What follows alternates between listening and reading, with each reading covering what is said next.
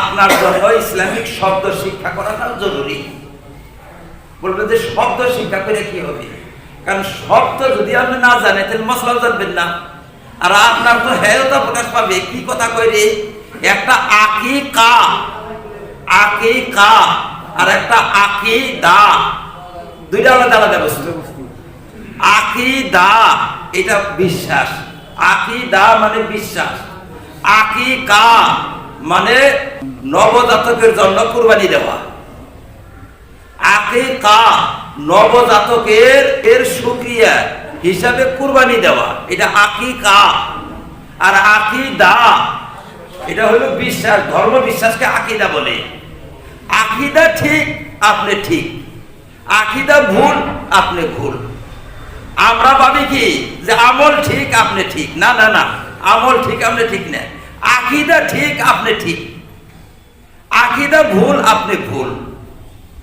এইটা রাখতে হবে মনে। আকিদার দাম, দাম হয়েছে আকিদার, আমলের দাম খুব একটা বেশি না, আকিদার দাম বেশি। কিরকম? আমি প্রায় বলি যে আকিদার বিনিময়ে পাওয়া যাবে জান্নাত, আকিদার বিনিময়ে পাওয়া যাবে জান্নাত, আমলের বিনিময়ে জান্নাত নাই, জান্নাত নাই। আমলের বিনিময়ে আমল দুই প্রকার, ফরজ আর নফল। ফরজের বিনিময়ে প্রথম প্রবেশাধিকার পাবে বান্দা, প্রথম প্রবেশাধিকার যেটা সেটা ফরজের বিনিময়ে পাবে। নফলের বিনিময়ে পদমর্যাদার বৃদ্ধি পাবে, কিন্তু নফল ইবাদতের বিনিময়ে জান্নাত পাবে না। জান্নাতরা আকিদার বিনিময়।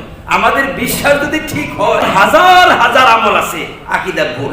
তুমি নাগরিক না এই দেশের, তুমি জান্নাতের নাগরিক না, বলে আমল কি হবে? তুমি তো দেশের নাগরিক না। এই দেশের নাগরিকত্বের জন্য বিশ্বাস ঠিক হইতে হবে। বিশ্বাসটা ইসলামিক বিশ্বাস জন্য ঠিক হয়। ইসলামিক বিশ্বাস যদি ঠিক না থাকে এই দেশের নাগরিক তুমি হবার পারবে না। এত গুরুত্ব বিশ্বাসের, বিশ্বাসের এত গুরুত্ব, বিশ্বাসটা যেন ঠিক হয় আমাদের। কাজেই আকীদা হচ্ছে মূল বস্তু, তারপরে ফরজ, ফরজের সাথে সাথে হারাম, অর্থাৎ ফরজ করতে হবে, হারাম বর্জন করতে হবে। এই দুইটা যদি করে বান্দা, ফরজ আদায় করে, হারাম বর্জন করে, এই দুইটা কাজ করে, যদি এই দুইটা কাজ করলেই ইন্তেকালের পর মুহূর্তে সে জান্নাতের প্রবেশাধিকার হয়ে যাবে। দুইটা, নফল না, কোনো নফল লাগবে না।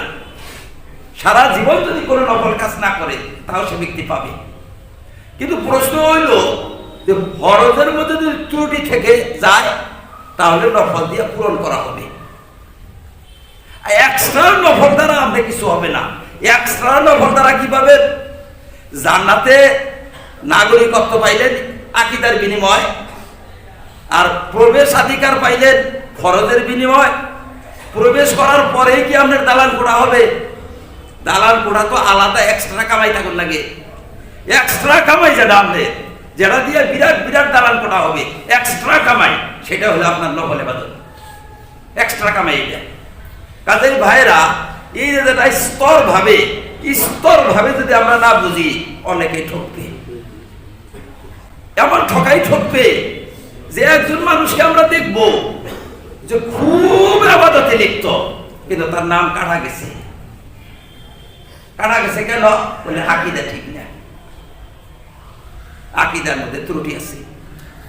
আবার একজন মানুষকে আমরা দেখবো সেরকম বেশি আমল করে না, কিন্তু সবের আগে যাই বই দিছে, কেরে ও বেকের আগে কে বলে ওর আকীদা ঠিক ছিল। আকীদা মানে বিশ্বাস যারা থাকা লাগে, বিশ্বাসটা আহলে সুন্নাত ওয়াল জামাত, যেটা আমলের জরিয়তে আহলে সুন্নাত ওয়াল জামাত হয় না।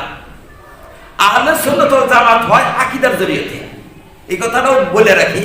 একজন বলবে যে আমি ভালো দলের অন্তর্ভুক্ত কিনা, আর ভালো মন্দ নির্বাচন করা হবে আকীদার দ্বারা, আমলের দ্বারা না। ভালো মন্দ নির্বাচন করা হবে আকীদার দ্বারা, আমলের দ্বারা না। যেমন আপনারা দেখবেন কিছুগুলো ভণ্ড পীর আছে, খুব আমল করে, তাতে কি তারা আমাদের সে আগে?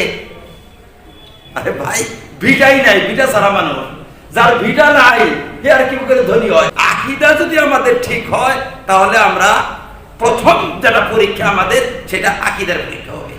আকীদা কিরকম? একজন পরহেজগার, দাড়ি টুপি পাগড়ি থাকা একজন মানুষ, আরে হাতে তো পাগড়ি টুপি সবকিছু আছে, একদম একজন আলিম, ভালো বুজুর্গ আলিম। কিন্তু আমি ধারণা করছিলাম আলিম, পরে জানলাম না আলিম না মানুষটা। উনি প্রশ্ন করলো, যে প্রশ্নটা করলো ওইটা তো প্রশ্ন আসলে হয় নাই। ওর প্রশ্নটা আমি করি না কইরা আমি তার প্রশ্নের একটা অংশ আপনাদের সামনে প্রকাশ করি। অংশটা হইল যে মুসলমান যত আছে তারা তো আমাদের সে আগেই বেসতে যাবে, কারণ মুসলমানের আমল তো বেশি ভালো দেখা গেছে। এটা হলো সারাংশ। একজন বুজুর্গ মানুষের ধারণা যে এরা সব বেসতে যাবে, কারণ এদের আখলাক, চরিত্র, আদব, এদের লেনদেন, এদের চাল চলন, দোকান পাতি ইত্যাদি খুব ভালো, এরা বেসতে যাবে। এটা আচরিত কথা। কোন মানুষ বলে যে এরা বেসতে যাবে না, একটা আচরিত কথা। এত ভালো ভালো মানুষ এরা বেসতে যাবে না। আমার যেন মাথার মধ্যে গুলি লেগে গেল একবারে। মাথার মধ্যে গুলি লাগলে যেরকম আঘাত পায়, আমার যেন মাথার মধ্যে গুলি লেগে গেল এইরকম। আমি তখন বললাম যে আপনি কোনোদিনই শোনেন নাই কথাটা? বলে না, আমি তো শুনি নাই। কোনোদিনই শোনেন নাই? বলে শুনি নাই। বলে এই মৌলবীগুলোকে তাজির করা দরকার, এগুলো বাইরে কানের মধ্যে ধরে ধরে বেরেন লাগে। সারাটা বছর কি করে এরা? হ্যাঁ, আমাদের দেশে তো আলেম ওলামা আছে, এরা কি করে? আকীদার কথা কোনোদিনও আলোচনা করে না। যে ব্যক্তি এই বিশ্বাসটা না করবে যে রিজার্ভ মুসলমানের জন্য বেস্ট, সে বেসতে যাবে না। এটা একদম খারাপ কথা। এটা প্রথম বিশ্বাস ইসলামের যেটা, সেটা হচ্ছে লা ইলাহা ইল্লাল্লাহ। লা ইলাহা ইল্লাল্লাহর অর্থ হইল একমাত্র যারা আল্লাহকে মাবুদ মানবে তারা বেসতে যাবে। আল্লাহ ছাড়া অন্য কাউকে যে ব্যক্তি মাবুদ মানবে সে বেসতে যাবে না। প্রথম ঝগড়া হয়েছে এইটা। এই ঝগড়াই আপনি শুনেন না এখন পর্যন্ত, এই ঝগড়া জানেন না। আপনি তসবিতে নিয়ে কি করবেন? হ্যাঁ, আপনার এই দাড়িতে আপনি কি করবেন? টুপিতে কি করবেন? আপনি আপনার আকীদাই ঠিক হয় নাই। প্রথম আকীদা যেটা মুসলমানের, সেইটাই আপনার ঢুকে নেই এখন পর্যন্ত। প্রথম আকীদা লা ইলাহা ইল্লাল্লাহ, আল্লাহ ব্যতীত কোনো উপাস্য নাই। প্রথম ঘোষণা মুসলমানের, আল্লাহ ব্যতীত কোনো মাবুদ নাই। এটা মুসলমানের প্রথম বাণী, কোনো মাবুদ নাই। যারা আল্লাহ ছাড়া অন্যকে মাবুদ মানে তারা সবচেয়ে বড় অপরাধী, সবচেয়ে বড় পাপী তারা আল্লাহর কাছে। তারা কোনোদিন জান্নাতে প্রবেশ করতে পারবে না। এই কথাটা আপনি জানেন না। আপনি নামাজ পড়েন, আপনি সবকিছু করেন, এইটার নাম হয়েছে আকীদা। আকীদা যদি ঠিক না থাকে আপনার, তাহলে তো আপনার উপায় থাকবে না কোনো। আকীদা ঠিক হওয়া লাগবে।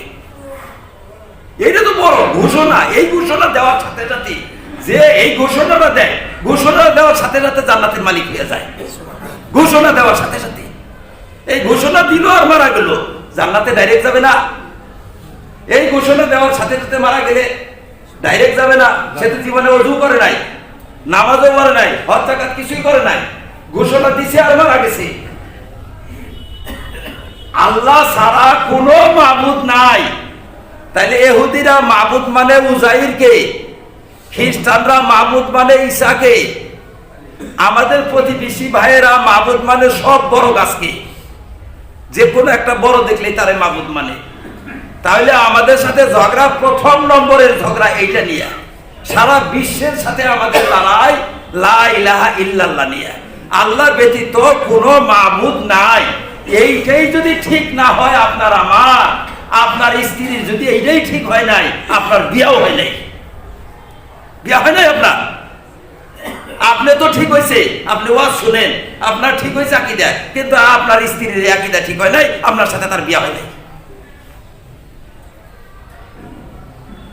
আপনার ফুলার বউ আনছেন, হে ফুলার বউ কথা জানে না, লা ইলাহা ইল্লাল্লাহ জানে না। লা ইলাহা ইল্লাল্লাহ মানে আল্লাহ ব্যতীত কোনো মাবুদ নাই। আল্লাহ ব্যতীত অন্যকে যে ব্যক্তি মাবুদ মানবে সে ব্যক্তি চির জাহান্নামী, চিরকালের জন্য সে জাহান্নামী। এই কথা যদি আপনার ফুলার বউ জানে না, আপনার ফুলার সাথে তার বিয়া হয় নাই, আবার বিয়া পড়ান। এই আকীদা ঠিক করে বিয়া পড়ান তাড়াতাড়ি।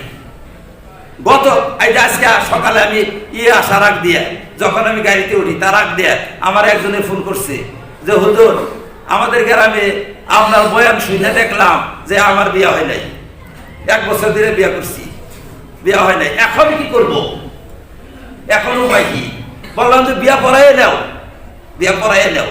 বলে বিয়ে পড়ানোর জন্য ইদ্যত পালন করা লাগবে না? বলে না, ইদ্যত লাগবে না, একজন মানুষকে দিয়ে বিয়ে পড়াইয়ে নাও। বলে 1 বছর থেকে গেল, বলে 1 বছর ধরে তওবা করো, আল্লাহর কাছে তওবা করো, আল্লাহ ভুল হয়েছে তুমি ক্ষমা করো।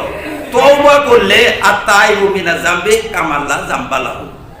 আল্লাহ তাআলার কাছে যদি কোনো মানুষ আত্মসমর্পণ করে, আত্মসমর্পণ যদি করে মরার আগে, আল্লাহ আমার ভুল হয়েছে, তোমার কাছে আমাকে আমি সমর্পণ করে দিলাম, আল্লাহ বলে যা তোর ভুল সব আমি মাফ করে দিলাম। কাজেই ভাইরা, আমরা যে কথা বলি স্তর ভাবে ইসলাম বুঝতে হবে, আকীদা যেন ভুল থাকে না, আকীদায় ভুল হইলে কিন্তু বিপদ হয়ে যাবে। তারপরে ফরজ, ফরজ যেন বাকি থাকে না, নফলের পাশে আমরা লাগি, দান করি, দান করতেছি, দান করতেছি, ভাই কোনো দান আপনাকে বাঁচাবে না যাকাত আদায় না করলে। যাকাত ফরজ, এটা নফল, নফল করেন পদমর্যাদা বাড়বে, কিন্তু যাকাত না দিলে বেহেশতের দ্বার উন্মুক্ত হবে না, যাকাত না দিলে দ্বার উন্মুক্ত হবে না, এটা শর্ত। তারপরে নফল আপনারা যত বেশি পারেন করেন, ইনশাআল্লাহ নফল ইবাদত করতে থাকেন, খুব ভালো কথা। কাজে দিনটা বুঝার পরে যদি আমল করেন তখন অল্প আমলে বহুত এগিয়ে যাবার পারবেন। আর দিনটা যদি না বুঝেন, এক পাঞ্জা আমল করিয়াও আপনি কি জানি ফেল হয়ে যাবেন। কারণ টেকনিক্যালি জিনিস আছে তো অনেক, আমরাও তো জানি, টেকনিক্যাল না জানলে কিন্তু সে এগেবার পারে না। ইসলামটাও ওই রকম, বুঝ না থাকলে সে এগেবার পারে না। আল্লাহ পাক আমাদেরকে বুঝ দান করুন, আমিন।